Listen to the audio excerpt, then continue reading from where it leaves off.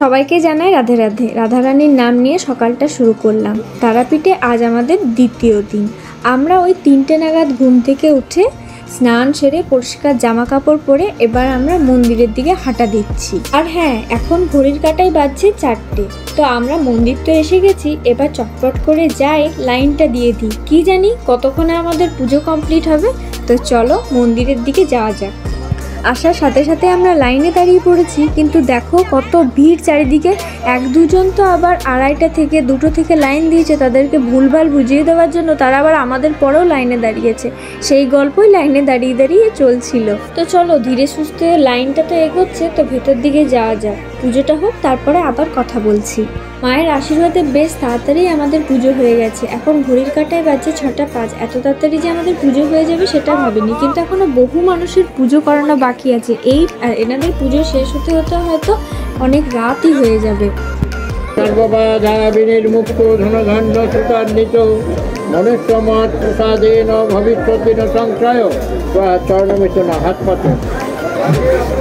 একটু আলগুছে মুখে দিয়ে হাতটা মাথায় নেবে।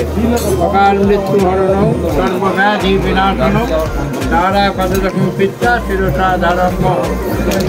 চিত্তরঞ্জন তোমাদের কেউ থাকে? আমাদের মামাবাড়ি চিত্তরঞ্জনে ও উমাশঙ্কর দিদি কাছে।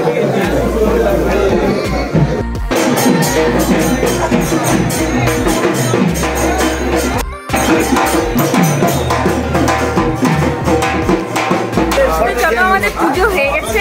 এবারে রুমে যাব, একটু ফ্রেশ হবো আর একটু রেস্ট করবো, কারণ সারা রাত একদম ভালো করে ঘুম হয়নি। সকালবেলার মানে এই জায়গাটা কেমন সেটাও তোমাদেরকে দেখাই। আর ভেতরে কেমন কি পুজো দিলাম সেটা রুমে গিয়ে বলছি।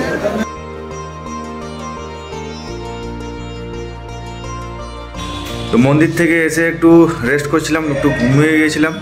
তারপর উঠলাম, এখন রেডি হলাম। এরপর যাবো বীরচন্দ্রপুর, সকালটা ওইখানেই কাটাবো। তো মন্দিরে এত তাড়াতাড়ি আমাদের পুজো দেওয়া যাবে সেটা ভাবতেই পারিনি। ভেবেছিলাম হয়তো অনেক দেরি হয়ে যাবে, 8টা 9টা কি 10টা বেজে যাবে, কিন্তু আমাদের 6টা 10-15 মধ্যে পুজো দেওয়া কমপ্লিট হয়ে গেছে। আর মাকে একদম সামনে থেকে দেখলাম, মায়ের চরণস্পর্শ করলাম, মাকে প্রণাম করলাম। বেশিক্ষণের জন্য নয়, জাস্ট এইটুকুর জন্য, কিন্তু ওইটুকুই আমাদের কাছে অনেক বড় প্রাপ্তি ছিল। তো এবার রেডি হয়ে গেছি, দিকটা একটু ফ্রেশ হতে গেছে, ও রেডি হয়ে যাক, তারপরে আমরা যাবো বীরচন্দ্রপুর। তো তোমরা ভিডিওটা দেখতে থাকো। আমরা রেডি হয়ে গেছি, এবার বেরোচ্ছি। এবার দেখি একটু জল খাবার খাই তো খাবো, নাহলে বীরচন্দ্রপুর যে দেখছি ওখানে কি আছে না আছে। তো তোমরা দেখো, আর কেমন লাগছে আমাদের ভিডিও অবশ্যই কমেন্ট করে জানিও। আর তারা বাইরে যাবো দেখে নিতে বলেছে।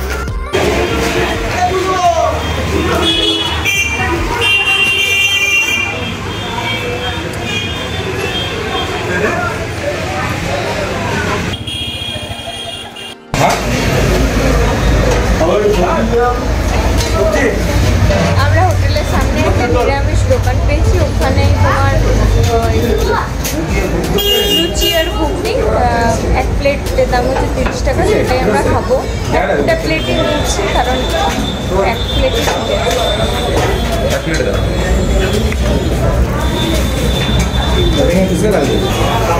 কেমন লাগছে?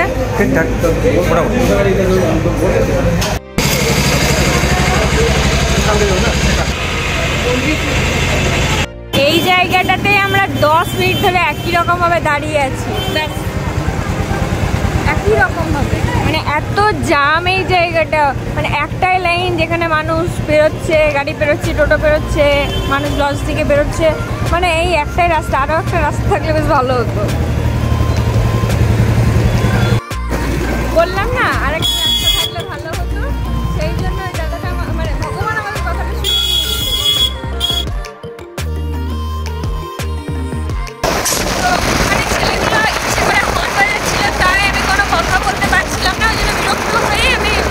ভিডিওটা অফ করে দিলাম। তো যেটা বলছিলাম আর কি, তো ওইটাই বলছিলাম যে ভগবান আমাদের কথা শুনে নিয়েছে। যে আমি বললাম যে আরও একটা রাস্তা থাকলে ভালো হতো। তো ওইখানে পার্কিংয়ের যে দাদা ছিল, সেই দাদাই আমাদেরকে বললো যে পাশে একটা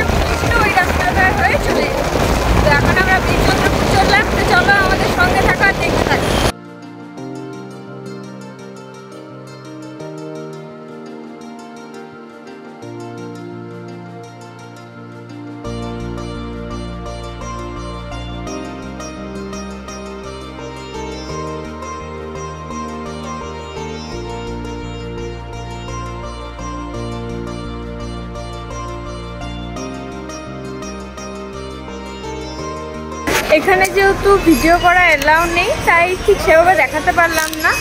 তো একদিকে ভালোই হয়েছে, কারণ আমরা নিজেরাও ভালোভাবে দেখতে পেরেছি, আর তোমরাও একবার এসো, দেখে যাও, দেখবে খুব ভালো লাগবে। তো চলো এবারে স্কন যাবো, স্কন যাবো।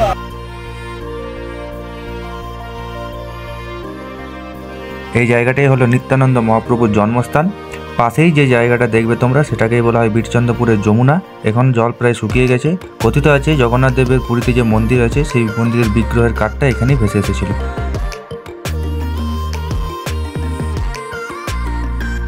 আমাদেরকে যে প্রসাদ দিল ভেতরে, তো চলো আমরা খেয়ে নিই প্রসাদটা। আর ভেতরে যেহেতু ক্যামেরা এলাও নেই, তাও একটা ফটো তুলে নিয়েছি, যেহেতু সবাই তুলছিল এই ফাঁকে। আর বাকিটা খাওয়া, একটু প্রসাদ খেয়ে নিই, তারপর তোমাদেরকে বাকিটা ঘুরিয়ে দেখাচ্ছি।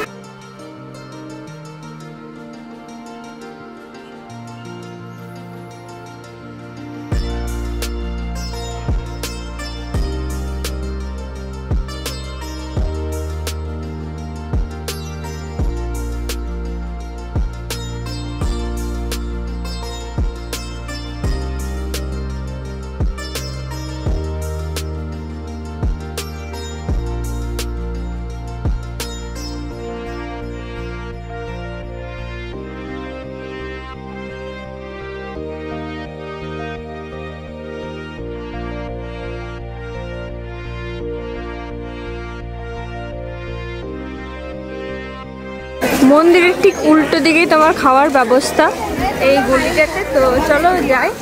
আর ও লাইনে দাঁড়িয়ে আছে আমার জন্য, তো ভিতরে গিয়ে দেখাচ্ছি।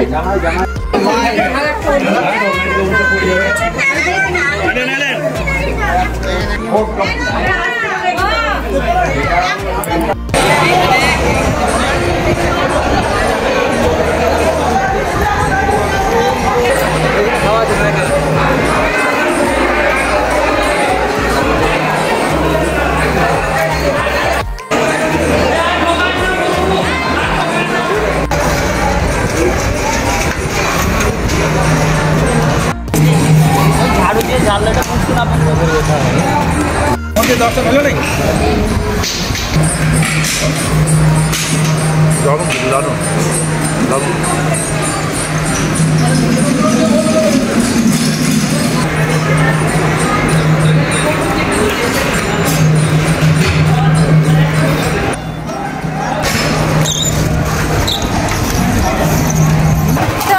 খাওয়া দাওয়া হয়ে গেল।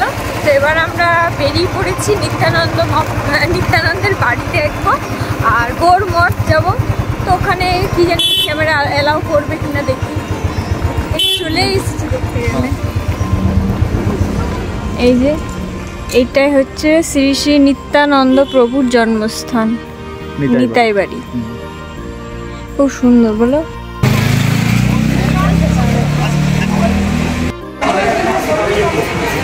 আমাদের কপালটা খারাপই বলতে পারো, কারণ আমরা মানে ওই অনেক একটু দেরি হয়ে গেল। আর এইরকম টাইমে সত্যি তো বন্ধই করে দেবে, সেজন্য বন্ধ। তো কাল যদি পারি যাওয়ার পথে একবার, যদি পারি তো এদিকে একবার দেখে যাব।